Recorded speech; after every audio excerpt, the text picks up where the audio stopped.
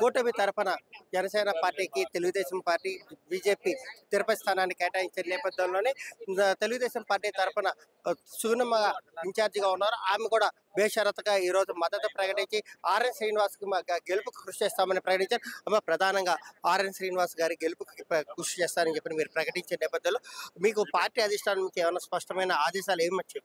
మొన్న కాళహస్తిలో మన అధినేత నారా చంద్రబాబు నాయుడు గారిని తిరుపతి నగర సమన్వయ కమిటీ సమావేశం జరగడం జరిగింది. అప్పుడు మన అభ్యర్థి గారు అందరూ కూడా రావడం జరిగింది.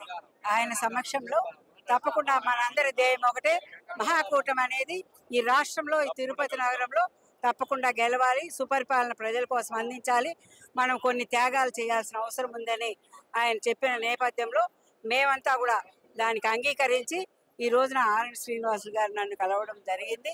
తప్పకుండా ఆయనకు పూర్తి మద్దతును ప్రకటిస్తూ మా క్యాడర్ను, మా క్లస్టర్ను, యూనిట్ ఇన్ఛార్జీలని, వార్డు ప్రెసిడెంట్స్ని, బూత్ కన్వీనర్స్ని, కేఎస్ఎస్ని అందరినీ కూడా ఆయనకు సంపూర్ణ మద్దతు ప్రకటించాలనుకోవడం. వాళ్ళందరూ కూడా సహృదయంతో తప్పకుండా మనందరి ధ్యేయం తిరుపతి నగరంలో భూముల కరుణాకర్ రెడ్డిని ఓడించడం, అదేవిధంగా రాష్ట్రంలో మహాకూటమి అభ్యర్థి మన చంద్రబాబు నాయుడు గారిని ముఖ్యమంత్రి చేయడమే, ఆయన చేసినటువంటి ప్రతిజ్ఞను మనం అందరం కలిసికట్టుగా నెరవేర్చడమే మన ధ్యేయంగా ముందుకెళ్ళాలి. అంటే ప్రధానంగా తిరుపతి నగరానికి వస్తే సుగుణమ్మ అంటేనే ఒక బ్రాండ్ ఇమేజ్. ఆ సుగుణమ్మ అనే ఆమె ప్రజల్ని ఎలా మెప్పించబోతుంది, ఎలా ఒప్పించి జనసేన కూటమికి ఓట్లు వేయించబోతుంది? ఈ రోజున తిరుపతి నగరంలో 6 నెలలకు ముందే, మరి కూటమి ఏర్పడక ముందే తిరుపతి నగరానికి అభినయ్ రెడ్డిని ఓడించాలని, అభినయ్ రెడ్డి ఈ తిరుపతి నగరంలో చేస్తున్నటువంటి అక్రమాలని ఎదుర్కోవాలంటే తప్పకుండా సుగుణమ్మ మనకు అభ్యర్థి అవుతుందని, తెలుగుదేశం పార్టీ ఎమ్మెల్యే అవుతుందని కూడా తిరుపతి నగర ప్రజలు, నాయకులు అంతా కూడా ఆశించారు. కానీ కూటమిలో జనసేనకు ఇవ్వడంతో మరి కొంత అసంతృప్తి గత వారం రోజులుగా కూడా ఉండింది.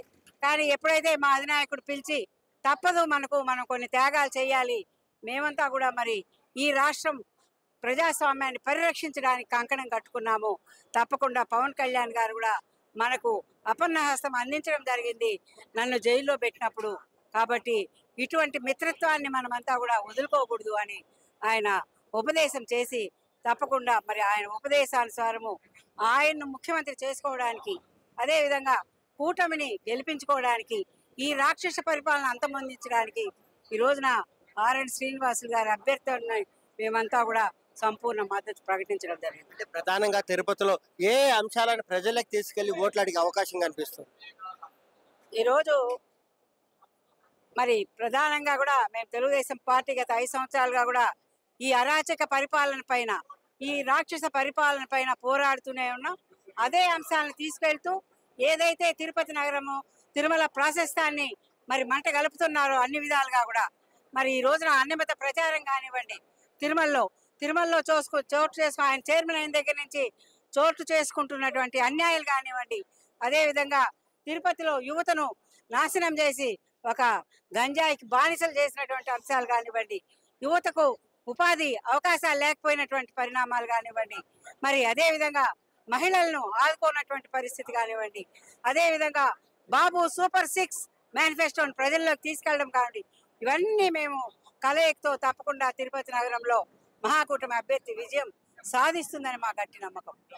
బాబు గారి సూచన మేరకు ఏదైతే పవన్ కళ్యాణ్ తనకు జైల్లో ఉన్న కష్ట సమయంలో తనకు ఆపన్న హస్తం అందించి సాయంగా ఉన్నంత వల్లే పార్టీకి కష్టపడి పనిచేయాలని, జనసేనకు అభ్యర్థిని కూడా గెలిపించుకోవాల్సిన బాధ్యత తెలుగుదేశంపై ఉందని సూచించిన నేపథ్యంలోనే తామందరం కలిసికట్టుగా పనిచేసి ఉమ్మడి అభ్యర్థిని గెలుపుకు కృషి చేస్తామని చెప్పి సుగుణం చెప్తున్నారు. మరోవైపు ప్రభుత్వం అధికారంలోకి వస్తే ఏ అయితే కార్యక్రమాలు అమలవుతాయో ఆ కార్యక్రమాలను ప్రజలకు తీసుకెళ్లడంతో పాటు ప్రస్తుతం ఎమ్మెల్యే ఉన్నటువంటి అభ్యర్థి చేస్తున్నటువంటి అరాచకాలను కూడా ప్రజలకు వివరిస్తే ప్రయత్నం చేస్తామని చెప్తున్నారు. Court studio.